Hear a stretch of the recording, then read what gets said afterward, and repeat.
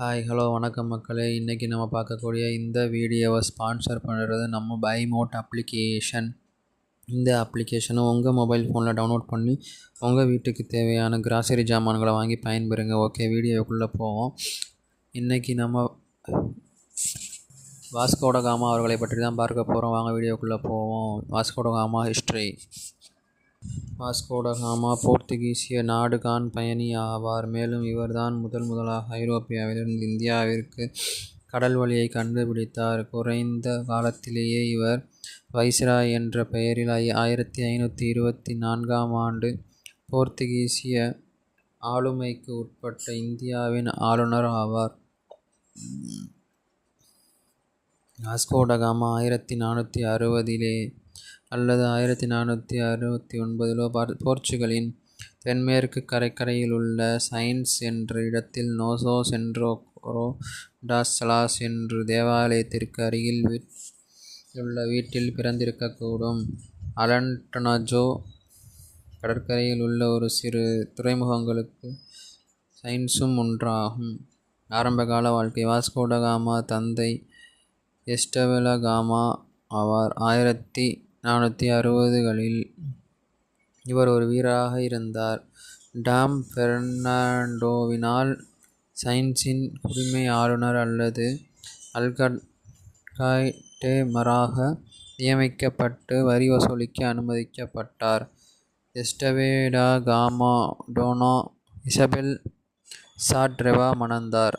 இவர் ஜாவோ சாட்ரெவாவின் மகள் ஆவார். ஜாவோ சாட்ரெவா இங்கிலாந்து அரச குடும்பத்துடன் தொடர்புடையவர் ஆவார். வாஸ்கோ ட காமாவின் ஆரம்பகால வரலாறு மிகவும் குறைவாக மட்டுமே தெரிந்திருக்கிறது.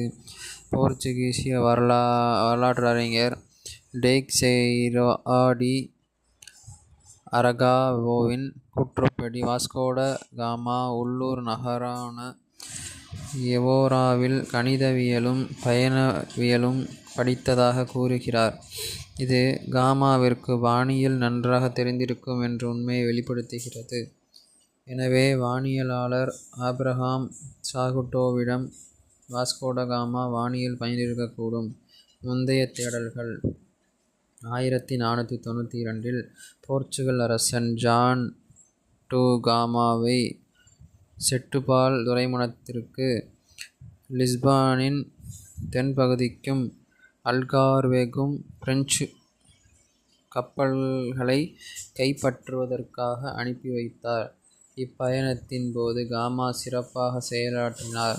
15ஆம் நூற்றாண்டின் முற்பகுதியிலிருந்தே ஹென்றி த நேவிகேட்டரின் கடல்சார் பள்ளி நாட்டிக்கல் ஸ்கூல் ஆப்பிரிக்கா கடற்பகுதியை குறித்த தனது பார்வையை அதிகரித்து வந்தது. 1460களில் இருந்து இதன் முதன்மை குறிக்கோளானது ஆப்பிரிக்க கண்டத்தின் தென்முனையை தாண்டி இந்தியாவின் வளங்களை, முதன்மையாக மிளகு இதர பிற மசாலா வகைகளை எளிமையாக அணுகுவதே ஆகும். நம்பகத்தகு கடல்வழி. மேலும் அதற்கேற்றாற்போல ஒரு நம்பகத்தகு கடல்வழியை கண்டறிவதிலேயே கவனம் செலுத்தினார். ஆசியாவிற்கும் ஐரோப்பாவிற்கும் இடையிலே வர்த்தகத்தின் பெயரில் கட்டுப்பாட்டை வெனிஸ் குடியரசே பெற்றிருந்தது. போர்ச்சுகல் பார்த்தலோமியா டயாஸின் மூலம் கண்டறியப்பட்ட வழியை வெனிஸின் ஏகாதிபத்தியத்திற்கு மாற்றாக பயன்படுத்த திட்டமிட்டது. இதுவே இவரது வரலாறு ஆகும். நன்றி, வணக்கம்.